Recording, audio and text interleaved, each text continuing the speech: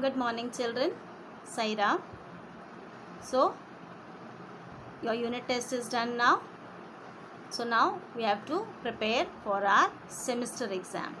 I hope all have done well in your unit test. So, let's proceed with the next part in our history lesson. Now, in the previous lesson, children, we have learnt about the post-independence period, the developments or the changes that were brought about. Then we have also learnt about the First World War and the Second World War. We learnt about the various developments or the changes that have taken place after the First World War and Second World War, the new inventions and science and technology. Now, how does this new inventions, new modernization, technology has helped into the further economic development of our country, that we are going to learn today in our lesson Economic Development Part 1. Now, what is the content of the lesson? We can see your India's economic policy, study of mixed economy, 5 years plan and their success and failures. So, this is what we are going to learn about in our first part. Now, mixed economy.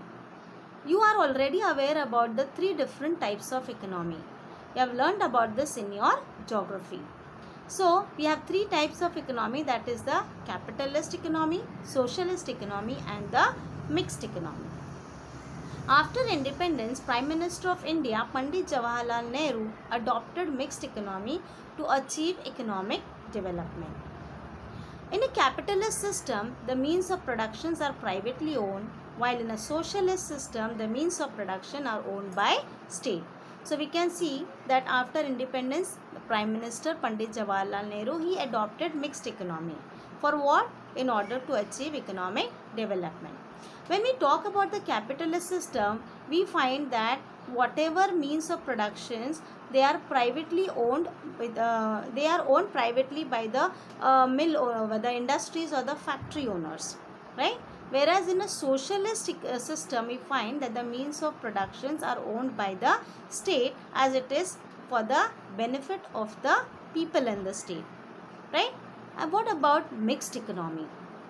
So, we find that a mixed economy, it works both in private as well as in public sector. Now, in order to achieve economic development of modern India, we gave preference to a model of mixed economy. So, in order to achieve economic development and to modernize India towards the modern world, what was important?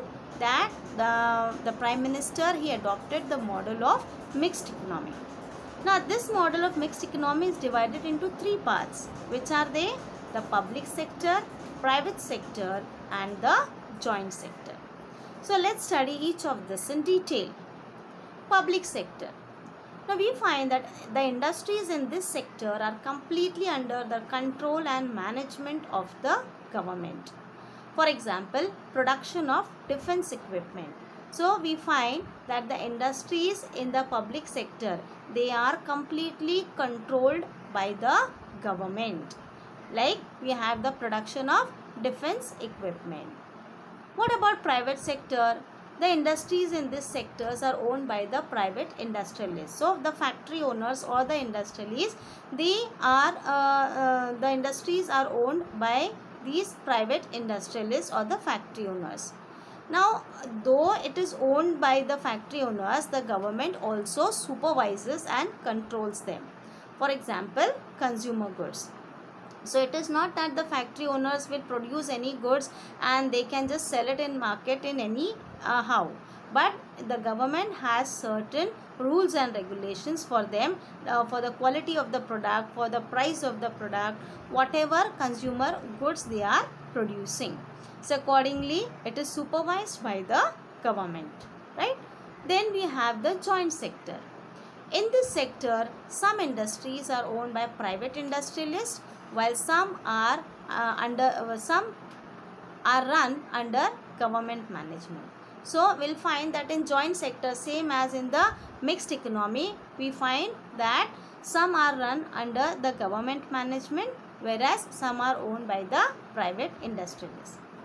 For for a mixed economy to run smoothly, there is a need for coordination between the private and the public sector. So as we see that in mixed economy, it is mixed with both the public and the private sector. So mutual cooperation of both, or the coordination between the private and the public sector, is most important, right? Now, this system aims at maximization of production and popularization on a large scale. So what is the aim of mixed economy? So maximize more of production and popularize on large scale. It should be popularized or advertised or known to many people, and it should be quality goods also. An effort has been made in this system to bring together the good aspect of both the capitalist and the socialist system. So as it is owned by the government tries to bring about good aspects of this system, good aspects of both the capitalist as well as the socialist system. A mixed economy cannot ignore the profit motive. So when we talk about mixed capitalist economy, whatever is the profit, that profit is owned by the owners, industry or factory owners. When socialist economy, the profit is owned by the government, and it is distributed accordingly. But what about in mixed economy? We cannot ignore the profit motive and entrepreneurship, discipline, time-bound planning, etc. So all these aspects need to be considered in the case of mixed economy. Mixed economy also naturally tends to give priority to national interest. So what is the main motive? It gives more importance to national interest. Yes, and long-term development is stressed upon with priority. So whatever investment is done, or that should be helpful for the long-term development of the country. Whatever production or whatever new policies that should help in the term for long-term development of the country. The industries like defense, education, roads, railways require huge capital investments, but returns are delayed. So we can see that these industries, they require large amount of capital, but the results we find are delayed, and in this case the government has to take initiative and work accordingly. So India adopted the mixed economy model and 5 years plan for its development. So what has India done? It adopted a mixed economy model and a 5 years plan. The industrial policy of 1973 increased the speed of development. Priority was given in this policy to control the influence of heavy industries, industrial families and foreign industries, and remove the imbalance in regional development. So we can find that most importance was given to control the influence of heavy industries and also industrial families.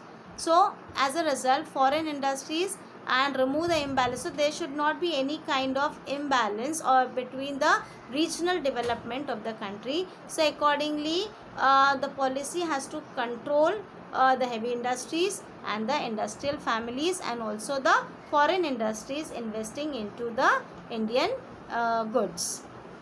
The government focused on the development of small scale industries and cottage industries. So what did the government do? It focused its attention on the development of small scale industries and cottage industries. So government also started paying more the cooperative sector. It gave more importance to cooperative sector. Now let us see what is a 5-year plan. So colonial power exploited India economically. So as we have seen that various powers have ruled India, so they have exploited India on a larger scale in order to increase colonialism, right? So country faced severe problems. So because of that, India had to face major problems like poverty, unemployment, population growth, low standards of living, low productivity of agriculture and industries, and also backwardness in the field of knowledge, science and technology, right? And so planning was essential for this. What was necessary in order to bring about the economic development, or in order to eradicate all these challenges which India had to face, like poverty, unemployment and all, most important was planning. And so Planning Commission was established in 1950 under the chairmanship of Pandit Jawaharlal Nehru. And so accordingly a plan was formulated, 5 years plans. And what did it include? It included rural and agricultural development, balanced industrialization, provision for minimum standard of living, and economic development consistent with democratic ideas. So these were the things which were planned accordingly in the Planning Commission, which would further help for the development of the country. And also it gave importance to people's participation, formation and implementation of 5 years plan. See, all this was done for the betterment of the people. And so what was necessary? The participation of people was important, and this plan could be implemented accordingly. The general principle of planning to fulfill the needs of the people. So what was the main aim of planning? Was to satisfy, to fulfill the needs of the people. There were certain goals of plans. Now which were the goals? Increase in national income, like economic growth, rapid industrialization, increase in agriculture production, use of human resource. So what were the goals? What were the aims of planning? First thing was to increase the national income, and which will further help in the economic growth of the country. Then rapid industrialization, which will further help into bring about, previously it was all more of human resource was required, right? So as a result, when industry, new technology, new inventions were there, more of manpower was required. So this will further help in the rapid growth of the country. So increase in agricultural production. So you'll find how can the production be increased? By using various means and technology, or new tools, or agricultural tools or machinery can be used in order to increase the production, and use of human resource also. Then removal of disparity in income and wealth. So there should not be no rich and poor. Everybody should have equal share of income. So distribution of income should be equally done. Price stability. Whatever is the price decided for a particular commodity, it should be stable. Population control, eradication of poverty, and improvement in the standard of living. So these were the goals of the Planning Commission, to develop social service and make economy self-sufficient. So accordingly, it was planned to maintain the population, eradicate poverty and improve the standard of living of the people. This will further help to develop social service and make the economy self-sufficient. So children, today we have learned about the mixed economy and the various sectors like the private sector, public sector and the joint sector of the mixed economy, how it worked. Then we have also seen what were the plans made by India and the what were the goals that were made by the Indian government as they adopted to mixed economy. So a Planning Commission was set up under the chairmanship of Pandit Jawaharlal Nehru, and accordingly some goals were planned to achieve. So we shall study about it in the next part of our lesson. We shall stop here for today. Thank you, children.